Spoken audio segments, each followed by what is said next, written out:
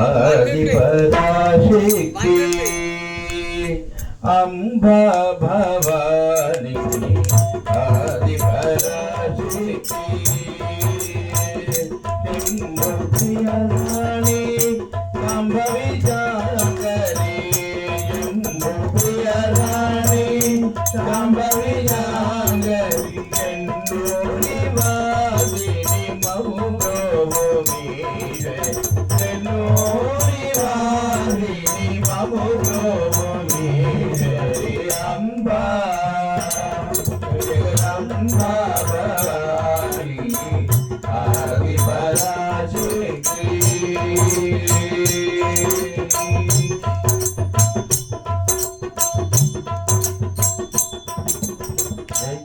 జగన్మోహిని శ్రీ శుభదాయిని జగన్మోహిని శ్రీ శుభదాయిని జగదోదారిణి జ్యోతి స్వరూపిణి జగదోదారిణి జ్యోతి స్వరూపిణి మంగళదాయిని మాతా గౌరీ మంగళదాయిని మాతా గౌరీ ఉంగిల నిలచిన మహాముర వేణువే ఉంగిల నిలచిన మహాముర వేణువే అంబా జగదంబా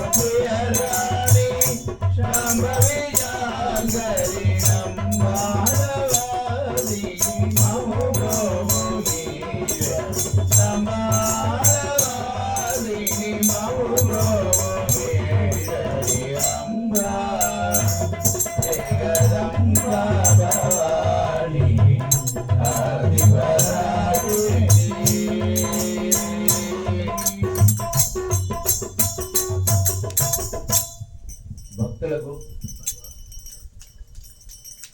పుణ్యం అనేటువంటి ఒక నిర్మాణం చేస్తున్నప్పుడు వినేవాళ్ళు అనేవాళ్ళు ఇద్దరు ఉంటారు.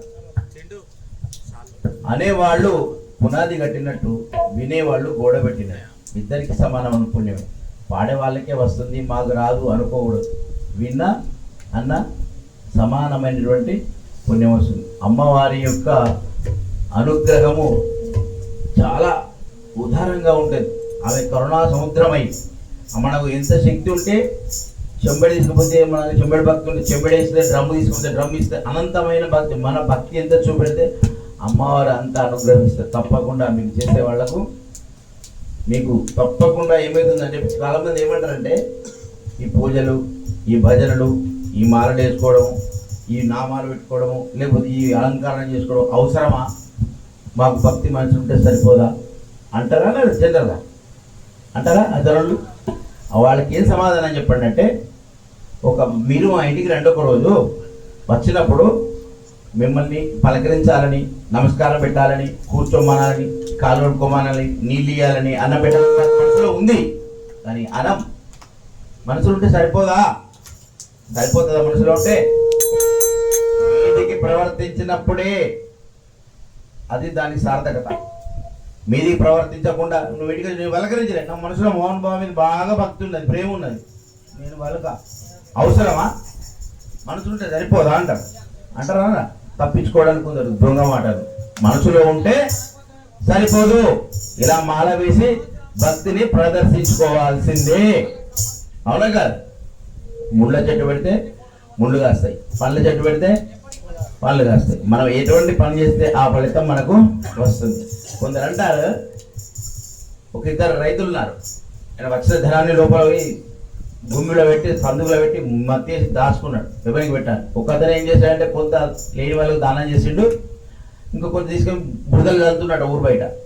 వీడు పెట్టేవాడు, వీడికి తలకాయ లేదు, ధాన్యాన్ని పట్టించుకొని తినకుండా బురదలు చల్లుతున్నాడు, వీడి ధాన్యం వృధా చేస్తుండు, వీడి సమయాన్ని వృధా చేస్తుండు అని ఎగతాళి చేశారట. ఒక 3-4 నెలల తర్వాత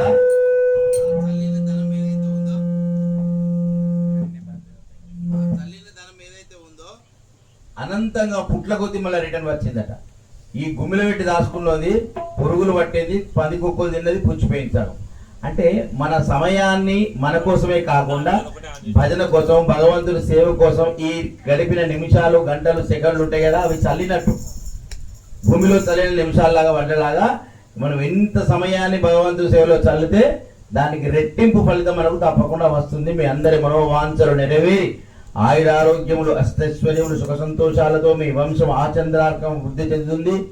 మీకు సకలమైనటువంటి కోరికలు నెరవేరి, ధర్మమైనటువంటి కోరికలన్నీ నెరవేరి, మీకు ఇప్పుడు కోరికలు అంటే ఎటువంటి, ఒక డాక్టర్ అనుకో, నాకు ఇలా బాగా పేషెంట్లు రావాలంటే నెరవేర్చాడు, అందరికి రోగాలు రావాలని కాదు కదా. అట్లా ధర్మమైనటువంటి కోరిక ఏదైతే ఉంటుందో దాన్ని దేవుడు నెరవేరుస్తాడు తప్పకుండా. జై శ్రీమాత్రే నమః.